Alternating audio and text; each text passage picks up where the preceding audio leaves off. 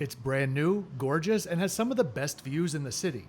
But in Bangkok, the world capital of affordable luxury, is the Andaz actually providing enough substance to justify that premium price tag? Let's see if there's more here than just a vibe.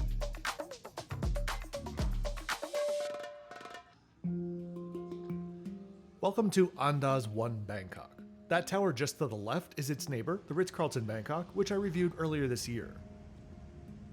There are few things more reliable in modern hospitality than a billion-dollar development promising to change the game. And in Bangkok, a city that treats skyline reinvention like a casual hobby, that bar is not low.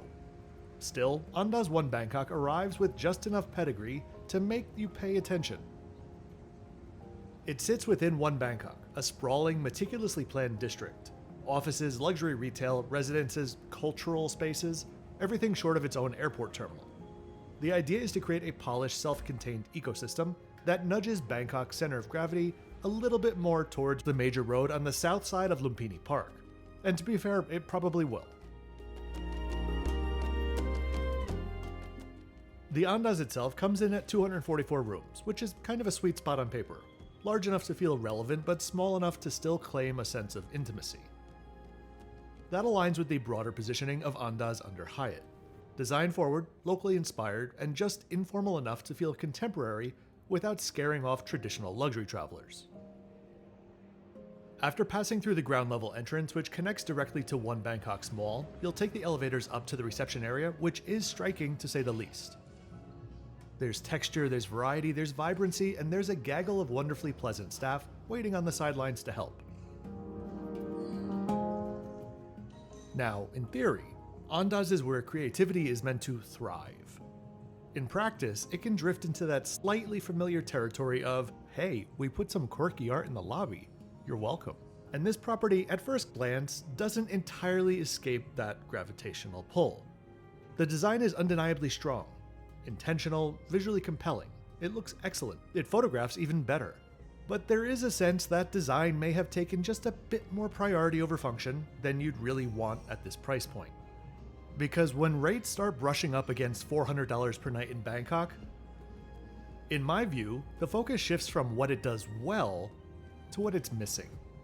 This is a lifestyle hotel, without much space to lifestyle.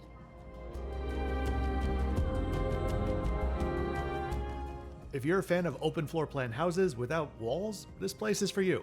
The reception area leads into a common seating area, which leads into the Andaz Terrace, which leads into Jing, their all-day restaurant.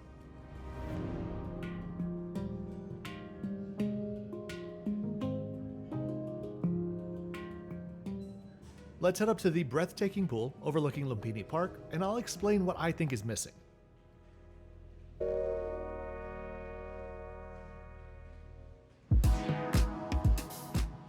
When I was here, and I was thinking in terms of venues and common spaces, I had this sense of, that's it?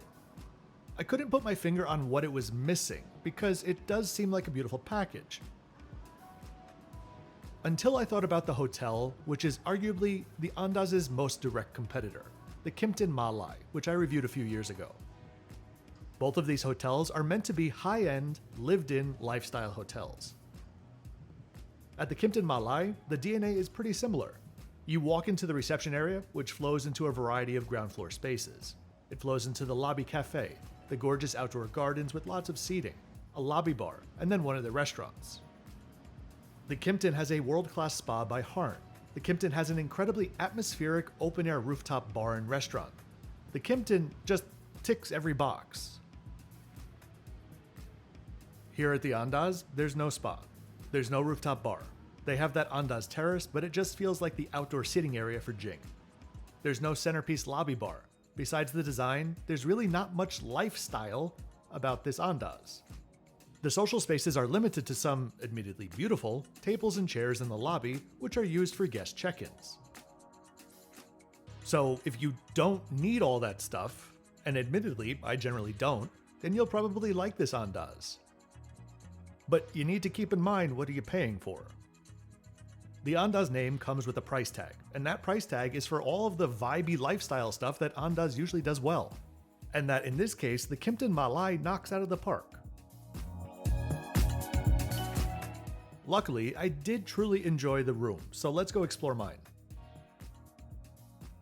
I booked a standard king room and was upgraded to a Park View King with globalist status. There would have been a King Deluxe room available that night, but not until 6 p.m, so I opted just for the Park View.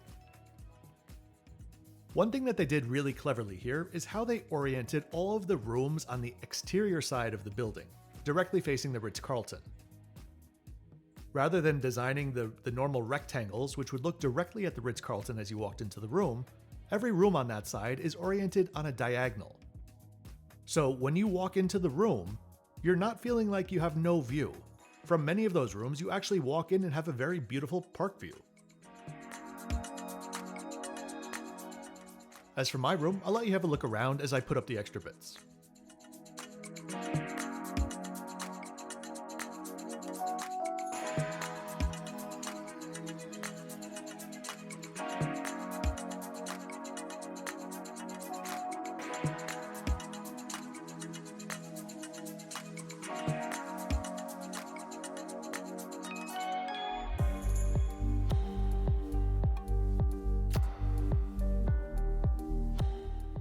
I love this seating nook and the curve overhead, which almost lent a standard hotels vibe to the room, which I liked.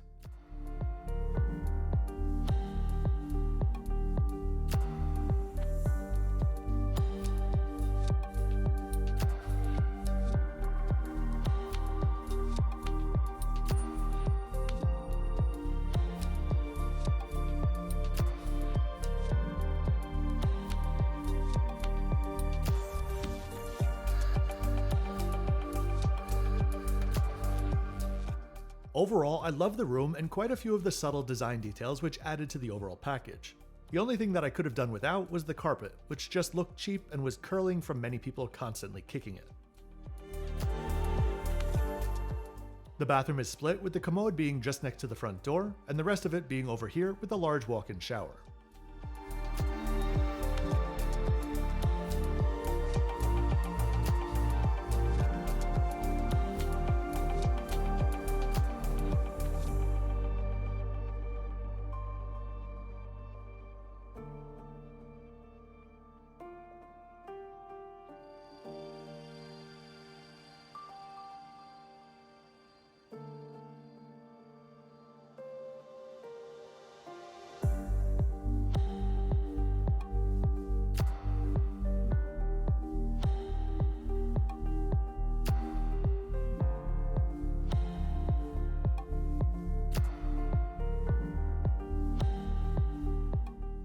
There are no bad hotel rooms. There is only bad pricing, is something that I should put on a t-shirt. I paid $352 for my room, which became the top of the range as Bangkok prices have softened a bit since March.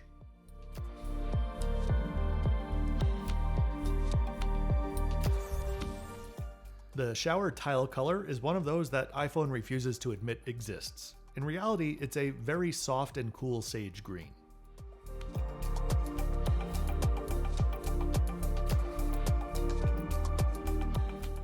If you're enjoying the video and would like to support the channel, there are many ways that you could do so. A quick like on the video and subscribe helps with the algorithm, or you could check out my Patreon, linked in the description below. On Patreon, I post everything from early access or Patreon-only videos, newsletters, my best tips and tricks to save money on travel, glimpses behind the scenes, detailed advanced itinerary maps, and much, much more. Think of it as a toolbox to save money on or simply improve your next trip, especially if it's to Southeast Asia.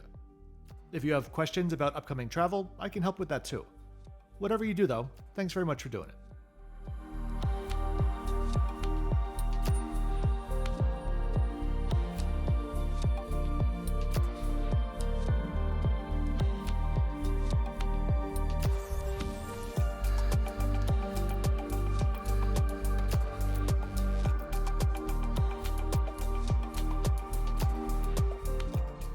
Before we head up to dinner, let's take a closer look at where we are. Lumpini Park is somewhat central, perhaps not to Bangkok as a whole, but certainly to all of the places that tourists tend to visit. There is an MRT station right around the corner, and as I mentioned, the hotel is attached to the mall. But similar to the Ritz-Carlton, it is one of those locations which is technically convenient to get around the city from, but the immediate area around it feels a bit sterile to me. Besides the One Bangkok development itself and the park, there's not much within close walking distance. It just feels a bit more removed than I personally prefer.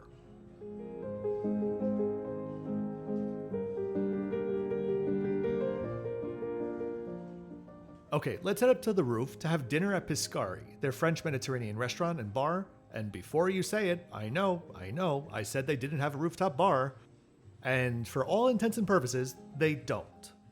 It is a beautiful venue, but it feels very buttoned up and lacks that breezy, atmospheric vibe that the Kimpton and nearly all rooftop venues in Bangkok have. Not to mention just the vibe that a lifestyle hotel in general would have at their restaurants.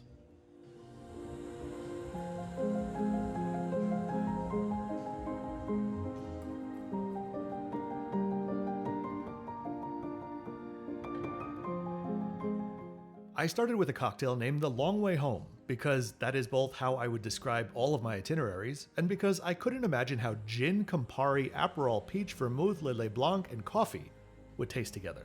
Turns out that combo tastes exactly like cough medicine.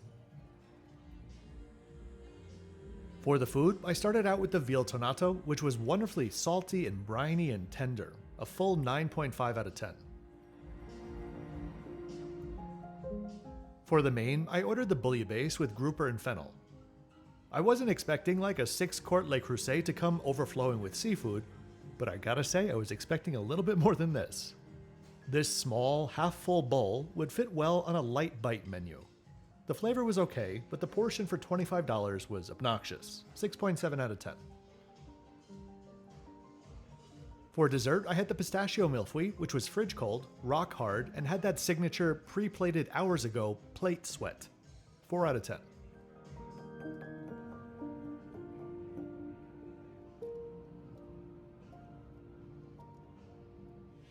In the morning, I headed to Jing for breakfast, which was part buffet and part a la carte menu.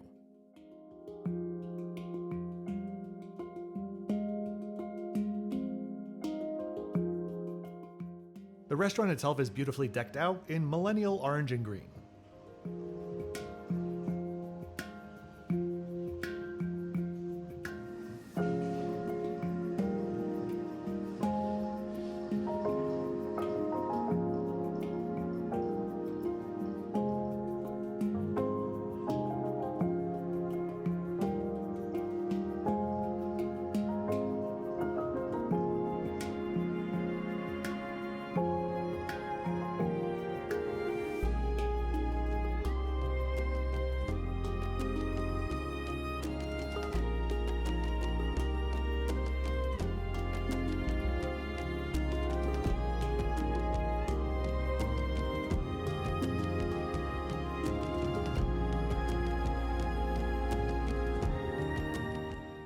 For a hotel of this caliber, the buffet felt a little bit sparse, especially since it was spread out over a huge area. The hot dishes I sampled were also not all that hot.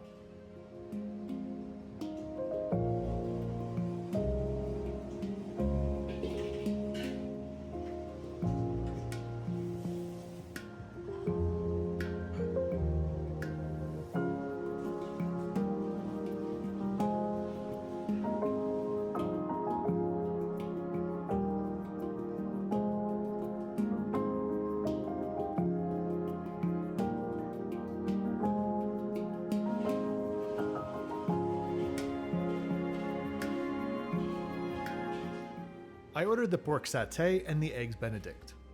Not sure why the bread was on the side, but this was truly straight out of the fridge cold. It was actually impressively cold. I sent that back and got a warm one. Both dishes were fine. If I'm honest, the much cheaper Hyatt Regency, which is in my next video, does better versions of both of these and has a much better buffet. I think I'm being generous here with a 5.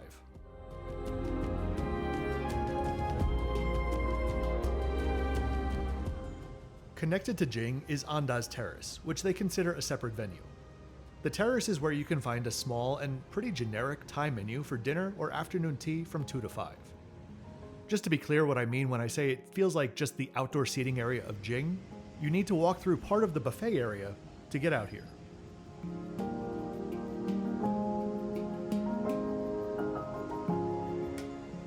Last up, we have the fitness center. I can already feel in my bones the comments that will be coming on this video. I was there and I thought it was fantastic. You're not wrong. It is a beautiful hotel with the wrong brand and price tag. If you're gonna charge $300 to $500 for standard rooms under the Andaz brand, then I think a comparison to the Kimpton, which is a 10-minute walk away, generally has larger rooms, and has all of the lifestyle-y stuff that this one is missing, is completely fair. Not even to mention, this Andaz is often more expensive than the Park Hyatt. So I really do hope that you enjoyed this full tour and review today. If you did, please be sure to click the like button and subscribe with notifications on so you don't miss out on my twice weekly videos. I'll see you next time at the Hyatt Regency Sukhumvit, a video which took me 18 months to film. Thanks as always for watching until the end.